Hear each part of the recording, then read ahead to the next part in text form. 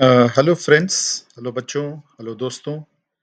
आज मैं अपना पहला वीडियो रिकॉर्ड कर रहा हूँ मेरे अपने यूट्यूब चैनल के लिए, जिसका नाम है ज्ञान के मोती। अंग्रेज़ी में इसको पर्ल्स ऑफ विज़डम भी बोल सकते हैं। आज मैं क्या करना चाहता हूँ अम, एक ज़िंदगी में एक बहुत महत्वपूर्ण चीज़ हम सबको जानना पड़ेगा। वो है एक हमारे अंदर में एक तरह से देखा जाए तो हमारा ज़िंदगी का जो जीने का तरीका है, उसके बारे में हमको सोचना पड़ेगा।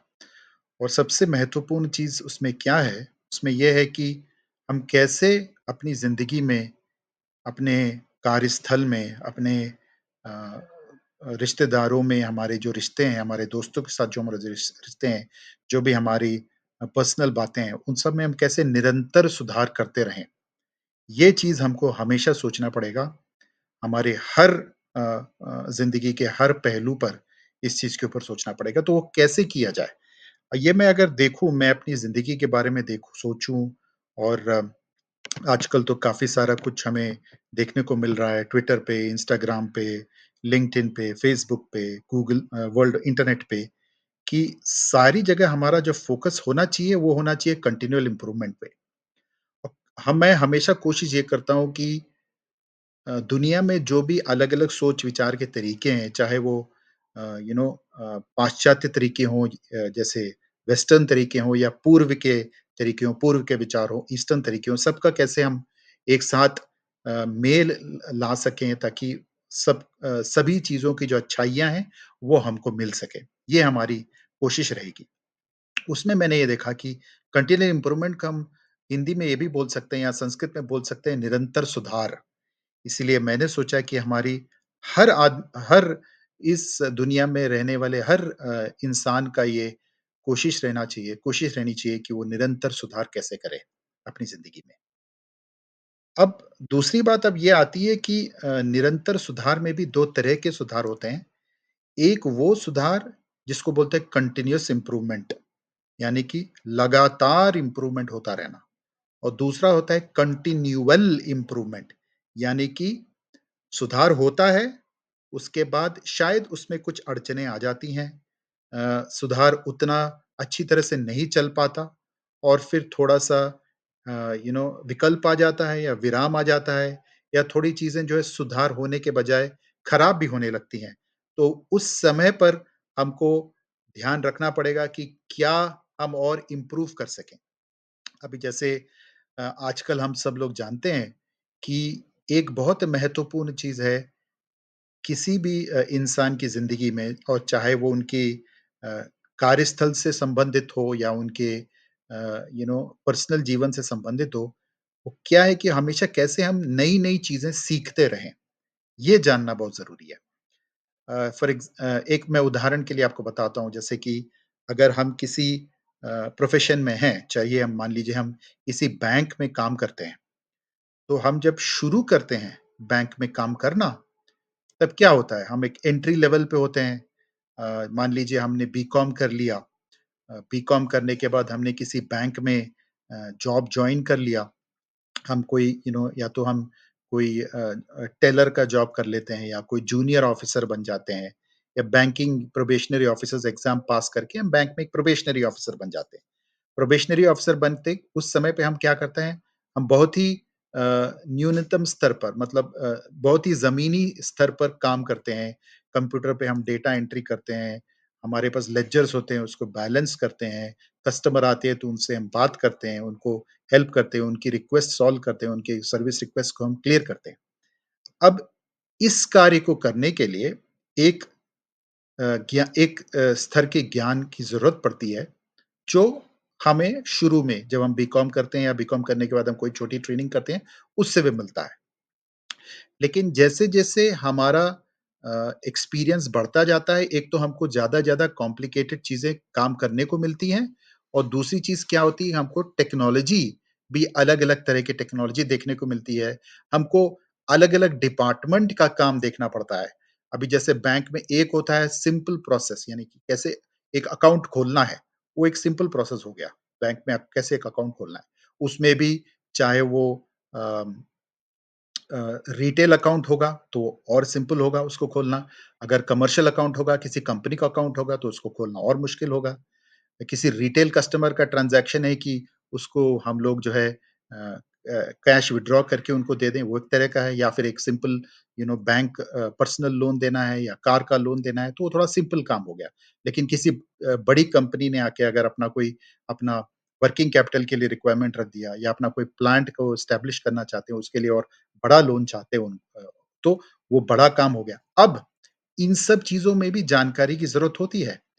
कुछ-कुछ चीज़ें इसमें एक्सपीरियंस से हमको मिल जाती है, लेकिन अगर हम ये हमेशा ध्यान में रखें कि सिर्फ़ एक्सपीरियंस से ही आगे नहीं बढ़ सकते, हमको खुद अपने प्रयत्न से नई चीज़ें सीखनी पड़ेगी, अगर इस चीज़ का हम ध्यान रखें और आजकल तो ज्ञान तो इतना सारा अगर हम बोलें तो द वर्ल्ड वाइड वेब जो है, द इंटरनेट जो है, उसपे इतना सारा ज्ञान है, चैट जीपीटी है जेमिनी है, मेटा एआई है, कोपायलट है, इन सब में हम अपना सवाल डाल सकते हैं। इस सवाल से हमको जवाब मिल जाता है।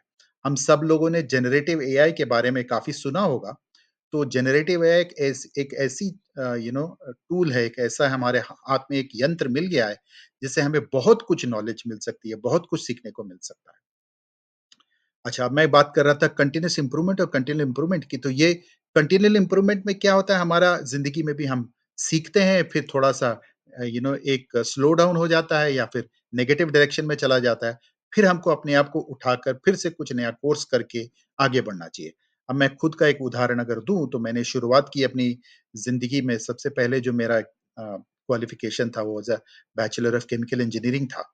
बीटेक इन केमिकल इंजीनियरिंग मैंने आरईसी ट्रिची से किया, उसके बाद मैं एक अच्छी ऑर्गनाइज़ेशन में जॉइन किया मैंने हिंदुस्तान लीवर में। अब वहाँ पे जब मैं काम किया तो ज एक तो फिर जो मैंने केमिकल इंजीनियरिंग में सीखा था वो तो इस्तेमाल में आता ही था कि मैंने कैसे डिस्टिलेशन कॉलम में कैसे कार्य होता है या किसी रिएक्शन का कैसे कार्य होता है, वो सब मैंने अपने हिंदुस्तान लीवर के जॉब में यूज़ किया। लेकिन उसके बाद एक समय आया जबकि मेरे को ये सोचना पड़ा कि अच्छा इसके बाद क्या होगा? क्या सिर्फ़ केमिकल इंजीनियरिंग की डिग्री लेके ही मैं अपनी सारी ज़िंदगी निकाल सकता हूँ? तब मेरे को ये रियलाइज़ेशन हुई कि नहीं, एक बिज़नेस मैनेजमेंट नाम की एक चीज़ होती है। एक नए बिज़नेस को चलाना, उसको कैसे चलाते हैं बिज़नेस में, कैसे हम अलग-अलग ऑपरेशंस को मैनेज करते हैं, फाइनेंस को कैसे देखते हैं, एचआर को कैसे देखते हैं, इन सब चीज़ों के बारे में सोचना पड़ेगा और इन सब चीज़ों के लिए एक हमको पढ़ाई करनी पड़ेगी। तो फिर उस समय पर मैंने ये निर्णय लिया कि मैं अपनी हिंदुस्तान लीवर की नौकरी को छोड़ के एक एमबीए का कोर्स करूँगा, फिर मैंने एसपी जैन इंस्टीट्यूट से कोर्स किया। तो ये एक एग्ज़ाम्पल के लिए देता हूँ मैं कि ऐसे कंटिन्यूअल इम्प्रूवमेंट कैसे करते रहें। तो कंटिन्यूअल इम्प्रूवमेंट और कंटीन्यूअस इम्प्रूवमेंट का बीच में ये फ़र्क है कि कंटीन्यूअस इम्प्रूवमेंट एक तरह से देखा जाए तो एक थियोरेटिकल चीज़ है कि हमेशा ही इम्प्रूवमेंट होता रहेगा। ऐसा होता नहीं है। जो असली चीज़ में जो होता है वो है continual improvement. So the concept of continual improvement can be associated with the philosophy of ongoing incremental enhancements in various spheres of the life of a human being or an organization or an individual, right? And it can be related to various aspects related to personal development, business processes, education, and other fields. It implies, sustained effort to improve performance, efficiency, and outcomes, and in the ideal state, we don't expect any interruptions to happen, but that's not unfortunately true. Therefore, there will be certain interruptions that will happen. Furthermore, if I was to give you some examples, let us talk about where we say that this is a statement I'm giving. She faced continual interruptions while trying to do work on her project, right? It means multiple interruptions came in her project. And then the continuous hum of the air conditioner was smoothing. So this is a case, this is an example of the word continuous. So by looking at these things, you can understand. So continual means repeated, but with breaks, like continual updates to the software. And continuous means unbroken and ongoing. Example, the continuous flow of water. So, in the context of an organization or a human being who is on a journey, the same cannot be continuous because sustaining 100% is impossible. Hence, by focusing on continual as against continuous, we acknowledge that interruptions can happen, and hence we will be more ready to manage it. In any organization, as far as continual and continuous improvement is concerned, there are a lot of factors which create challenges. Like, you need to have the consistency and the discipline. So you need to maintain the rhythm, you need to have the governance in place, and then keep periodically revisiting it and implementing it and checking that whether it is happening or not, and taking the feedback. Resource allocation is very important, because what happens is otherwise we get caught up in the day to day running of the affairs, the day to day operations, and we forget what has to be done as far as the continual improvement is concerned. Change management is very critical, because many times what happens, if you tell somebody that they have to be on a continual improvement, then it is very difficult for them to accept it, whether it is an organization or whether it is an individual, because everybody feels that they are doing very well, right? So how do you manage that change? How do you make them feel that no, there is something which they can do more to improve further? That is very important. um, Measurement and feedback, needless to say, because otherwise if we don't have the measurement and feedback, how do you know? An example is, many times, at certain stage in our life, we feel that the salary that we are earning is probably not enough. So we want to increase our salary level, right? So if you want to increase our salary level, then we have to do some work. So how do you know that? So by the measurement is getting to know that what's the salary you're drawing now, what similar people are drawing in other places. That's one way of looking at measurement and feedback. Another, of course, is in the organization, the performance itself. Let's say there is a team, their productivity is being measured. So if their productivity is being measured, how do you know that yes, there is a further need for improvement? So first of all, you have to measure the productivity. Then you have to think about what can be done to improve, which are the other organizations which are at a better level of productivity, what automation can I do. Then if you think along those lines, then you bring about continual improvement. Either the organization decides to implement an automation program, or the individuals decide to learn a new technology and work on that technology and improve upon that.